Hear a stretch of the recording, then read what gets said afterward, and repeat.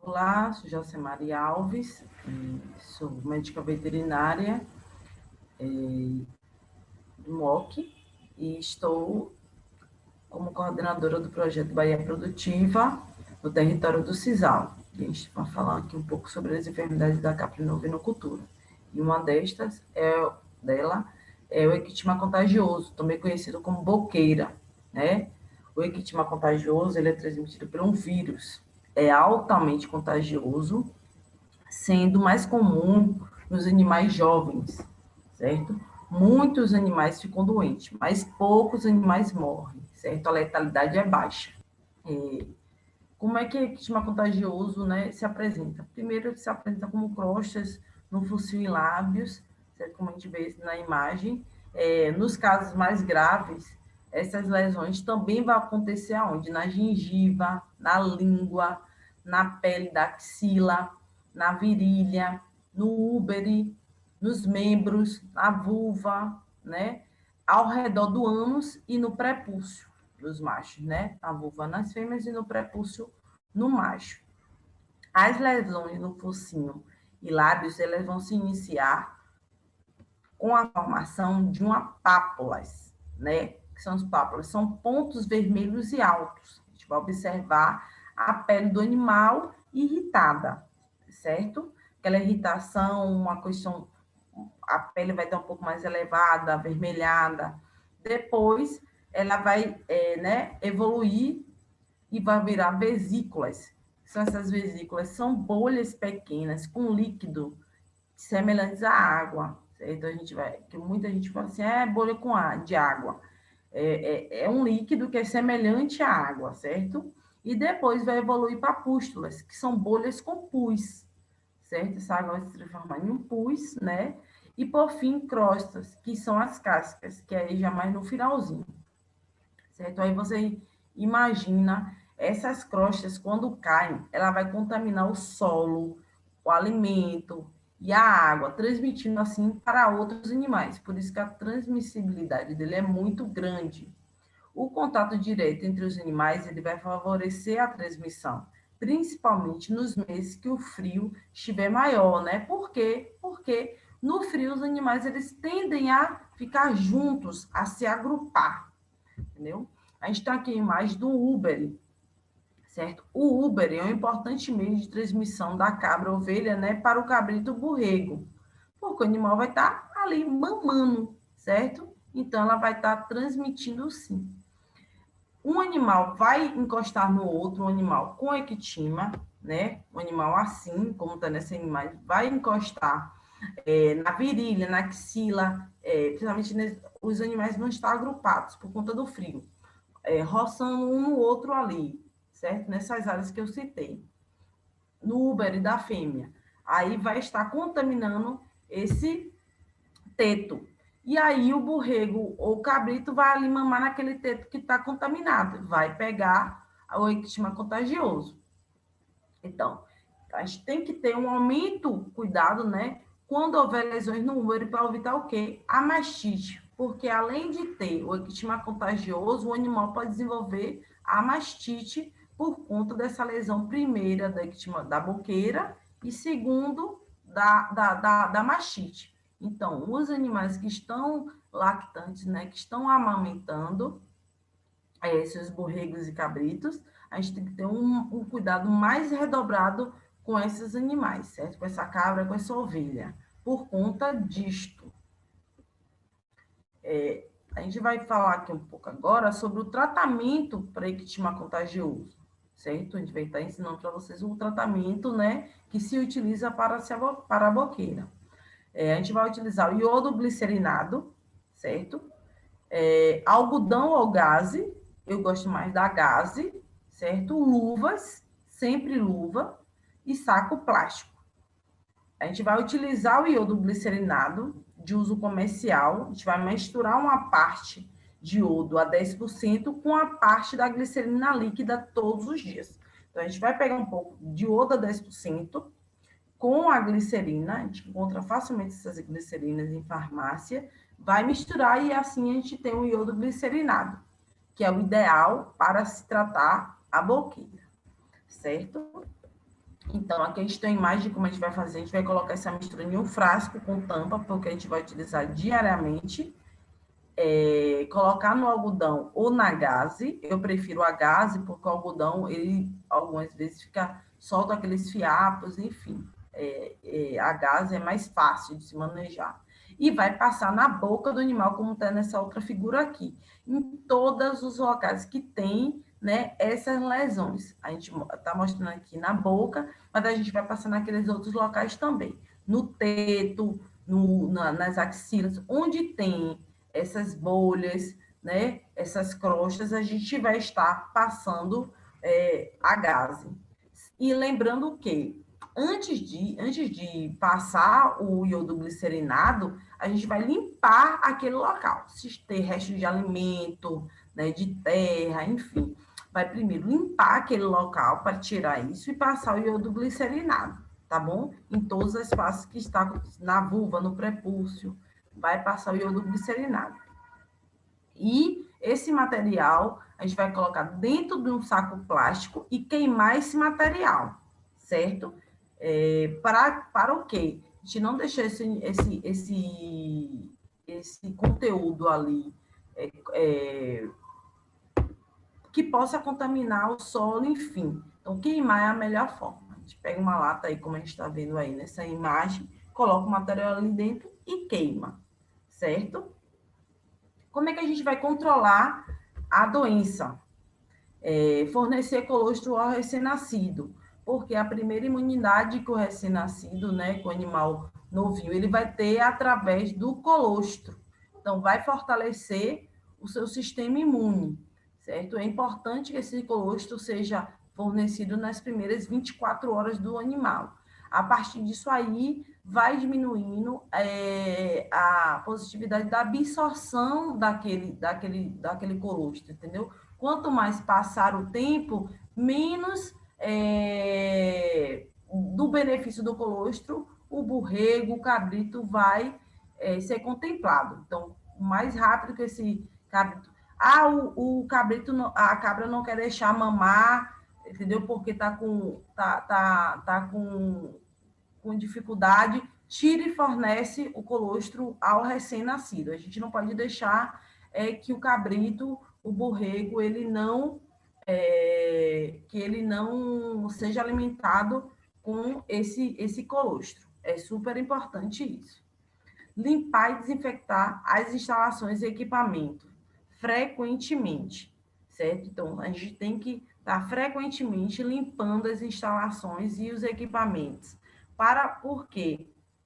Porque os animais vão estar contaminando de um para outro. A gente tem uma linha de ordenha que a gente deve seguir nesses. Animais que estão saudáveis devem ser ordenhados primeiro, animais que já tiveram a doença e que não têm mais a doença serem ordenados após, e animais que estão doentes serem ordenados por último, entendeu? Com isso, a gente já diminui a questão da infecção, transmissibilidade entre os animais.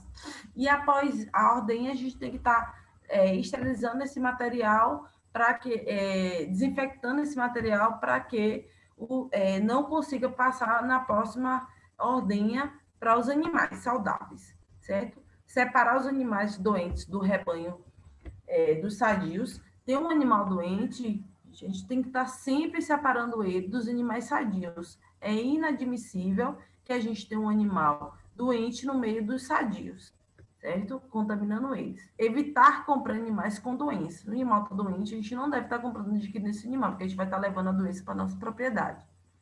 Fazer quarentena nos animais comprados e nos que retornaram de exposições e feira. Levou um animal para a feira, no retorno tem que botar esse animal na quarentena. A gente não pode estar colocando esse animal no meio dos outros, certo? Uma outra doença que é de grande importância dentro da caprinocultura é a pododermatite, também conhecida como podridão do casco. É uma doença infecto-contagiosa que acomete os caprinos e ovinos de todas as idades. Ela é causada pelo quê? Pelos micróbios presentes no animal, certo? E por micróbios do ambiente, certo? Então, é uma junção desses dois tipos de micróbios que vai estar levando a doença. Esses micróbios presentes no animal, é normal ter eles, certo? Mas por algum fator que o animal esteja passando, os micróbios do ambiente vão conseguir juntar-se com esses e desenvolver a doença. Ela afeta principalmente a região entre as unhas do animal, causando o quê? A podridão. É mais comum acontecer em períodos chuvosos ou em locais com muita umidade. Além disso, a falta de higiene do ambiente, dos cascos do animal, também é determinante para a ocorrência da doença. Então, a gente observa aqui, né, um animal que está ali nessa primeira imagem aqui no curral, o animal está ali com o casco levantado, né? Não está aguentando apoiar esse casco. A gente observa aqui nessa outra imagem mostrando um casco com a seta, o animal com o casco podre, certo? Então, o animal que vive em pisos acimentados ou chão batido, eles são mais sujeitos a desenvolver essa doença, por conta da constante umidade, certo? A podridão do casco, ela pode ocorrer um descolamento total ou parcial desse casco, o animal pode começar a mancar, como a gente vê nessa outra primeira imagem aqui, o animal levantando o casco, né? Ele pode não apoiar o membro no chão, andar apoiando no joelho, aí a gente tem que fazer um diferencial para cai, certo? Feridas nos cascos com presença de pus, né? Odor fétido no casco, né? Fedendo, o casco fedendo, porque tá podre ali. Pode ocorrer inchaço dos membros, né? Que é uma infecção secundária, e perda de peso do animal, porque o animal vai estar com o casco daquele jeito, o animal não vai querer estar pastejando e assim se alimentando. Então, sem se alimentar, o hábito do animal vai ser perdido e ele vai começar a perder peso, certo? O tratamento para pododermatite, né? A gente vai ensinar aqui vocês a fazer o tratamento ideal para a pododermatite. Como é? Utilização de luvas, balde com água, tesoura de casqueamento ou uma faca bem amolada, certo? Escova, aquelas escovas de lavar roupa mesmo que o pessoal utiliza, aqueles escovões, solução de hipoclorito de sódio e um agitador, que é nada mais, qualquer coisa que a gente possa agitar, misturar isso aí, esse hipoclorito de sódio com a água. Coloque 10 litros de água em um balde, meça 100 ml de hipoclorito de sódio, certo? Nesse recipiente. E aí a gente vai pegar os cascos dos animais acometidos, certo? Limpar esse casco do animal com essa solução, certo? A gente vai limpar o casco do animal com essa solução. Aí tá vendo a escova, mostrando a escova. Vamos fazer as aparas desse casco, tirar aquele material que está passando, né? Que está a mais, né? Fazer o casco do animal, certo? E depois a gente vai pegar a mesma solução e a gente vai colocar o animal com o casco dentro, certo? A gente vai colocar esse animal com o casco dentro e deixar ali por um tempo, cerca de uns 5 minutos, deixar o animal com o casco ali dentro, certo? Para que a gente consiga fazer o tratamento correto. Após isso, a gente vai aplicar uma tintura de iodo a 2% no espaço interdigital, que é entre os cascos do animal, certo? E em seguida, uma mistura de partes iguais de sulfato de cobre bem moído com sulfa em pó, após a limpeza das lesões, certo? Depois que a gente coloca o membro do animal, né, como a gente ensinou aqui nessa solução de hipoclorito, naqueles animais que estão no estágio avançado, com pus já naquele casco, né, o interessante é que a gente faça esse tratamento. Aplicação de iodo, né, tintura de iodo a 2%, e essas partes iguais de cobre, bem moído com sulfa em pó, né? Outro outro tratamento que a gente pode fazer é com formol, só que ele é um pouco mais caro, certo? A utilização de formol ao invés do hipoclorito de sódio, certo? Ele é um pouco mais caro esse tratamento e mais utilizado quando a gente também está num estágio mais avançado da doença. Quando é que a gente deve fazer? Até quando a gente deve fazer? Vai fazer até as lesões secarem. Então, vai ficar fazendo sempre esse tratamento até o animal ficar bem, parar de mancar, enfim, ficar bem, aí que aí vai ser utilizado. Outro tratamento, que é um tratamento preventivo e curativo, é o pedilúvio, certo? A gente tem aqui duas imagens de dois tipos de pedilúvio. Um pedilúvio molhado e um pedilúvio seco, certo? Esse pedilúvio molhado, que a gente está vendo aqui os animais passando, certo? A gente vai colocar 100 litros de água para 1 quilo de sulfato de cobre e 1 litro de formol. A gente utiliza ele, certo? Nessa proporção. O pedilúvio seco, a gente já não precisa disso. A gente usa o quê?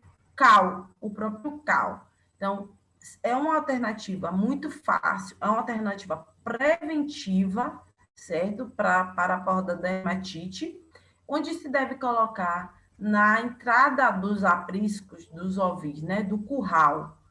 E ali todo animal, ele deve pisar naquele local, certo? Todo animal deve pisar naquele local.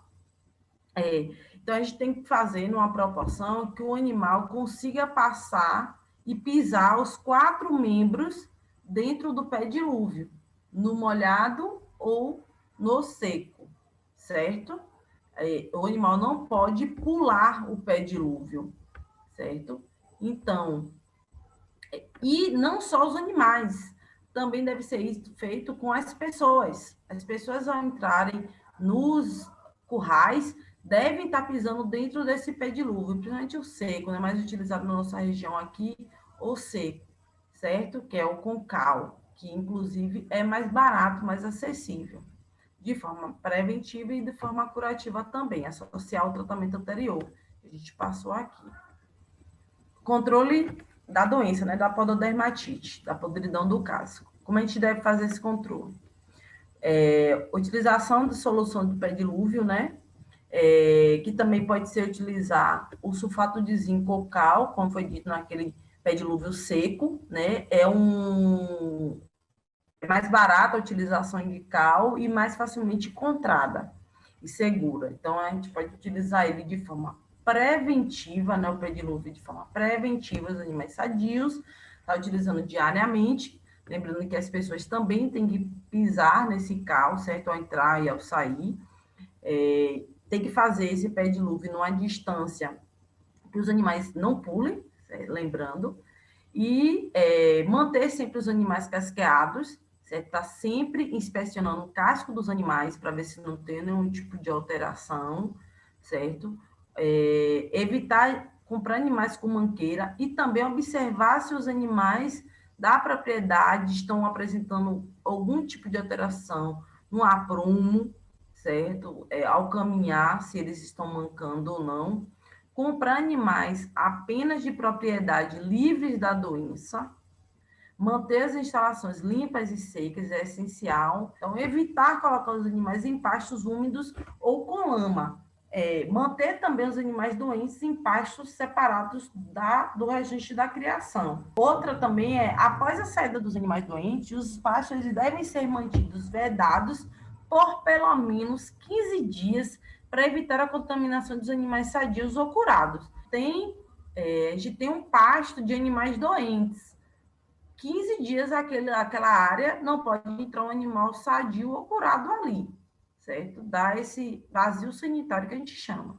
Animais com lesões graves devem ser descartados, certo? Porque eles levam muito tempo e podem ser reincidentes na questão da doença, tá bom? Vamos fazer sempre quarentena. A gente tem que sempre fazer quarentena. Comprar um animal fazer quarentena e assim a gente vai tentar controlar a porodermatite dentro da nossa propriedade. A Terra à Distância é uma adaptação das atividades de assistência técnica e extensão rural do Bahia Produtiva, projeto do governo do estado da Bahia por meio da Secretaria de Desenvolvimento Rural do estado da Bahia, executado pela CAR, Companhia de Desenvolvimento e Ação Regional, com recursos provenientes de acordo de empréstimo com o Banco Mundial. Essa modalidade visa dar continuação às atividades de capacitação e apoio para produtores, associações, cooperativas, empreendimentos produtivos e agentes comunitários rurais.